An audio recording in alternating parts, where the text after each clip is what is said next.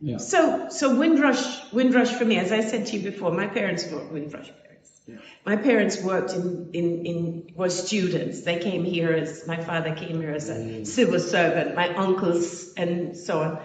The people I know around me, had a lot of people who came up here because Britain was trying to ensure that the influence of the colonial government remained in the Caribbean, because Caribbean and Africa was their territories, and they wanted to ensure that leadership in these places remained in a certain political framework, Westminster system, and these people were invited to come up to strengthen those government positions. If you think about post-slavery, what happened in emancipation, what you had were the free colors. You know, they were being encouraged to maintain the governance of, again, in order to keep the masses down, if you like.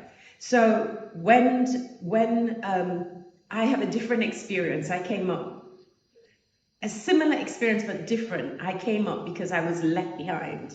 So in other words, what we're doing now is the same thing, recruiting nurses, teachers, professionals from the Caribbean regions, but their children are remaining behind.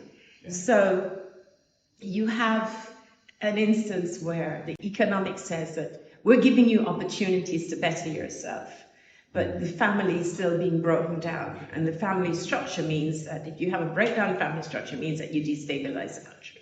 And the children become loved by the material possessions that you send, but not by the fact that you have parents' presence to be able to bring a society into. Very similar things is happening when you take out the teachers, you take out that whole education, quality education, and you also take out people of childbearing age. You're not bringing old people over, you're bringing people who have got families. So, and this is the States and Canada, recruitment, migration generally. But so with Windrush, you're saying to people, we can give you a better opportunity, but you're not saying you're coming as families, although some families came. You're saying, I think there's a play. Is it a small place?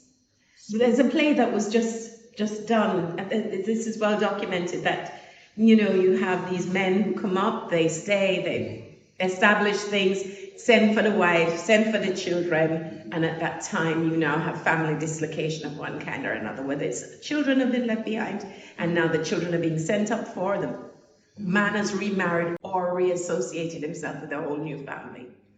And in this case, in our instances, we will find that a lot of these men have been, the Irish and the Caribbean people have come in very close contact. So you find a lot of families with Irish from, Caribbean father. This is how you find, simply because we were migrants together. We're under very similar circumstances.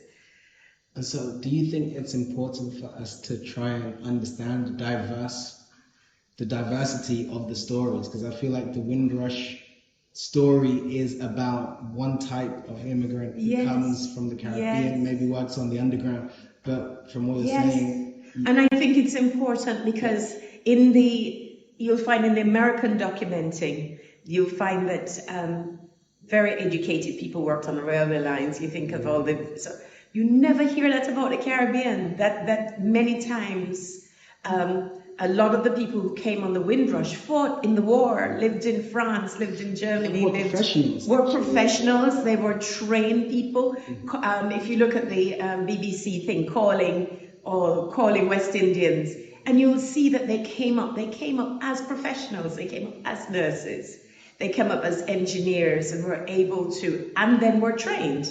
They did get training.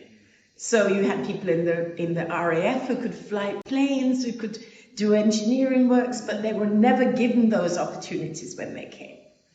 I think those stories need to be documented, and I think it must be a wider story than people just coming up from the rural areas. People came up from the rural areas. Look at the first black millionaire, Joe Witter. I don't know if you know, Slidey Joe Witter came up barely able. He came up from rural Jamaica and became the first black millionaire in London and England maybe, and went back and bought up half of Montego Bay, invited back. But people came and bettered themselves. And really, so you had rural people were looking for opportunities to do better. But you also had the strategic government policy, which isn't spoken about very much. When you look at Michael Manley's and the Grenada, it's gone from my head when I'm chatting so much, but all of those guys can tell you they studied at London School of Economics during the same time. All of these prime ministers can tell you, oh, we all went to university together, because there was definitely a policy to recruit. Go back now and manage, but we've shown you how to manage, so you go manage. We're not raising no Fidel Castro. We're not making you, but the way we want you to govern is that maintain your alliances with us, Britain, as a country. So there's strategy involved, not just to employ nurses and on the buses people, but also people who are going to maintain. And I think that story needs to be told.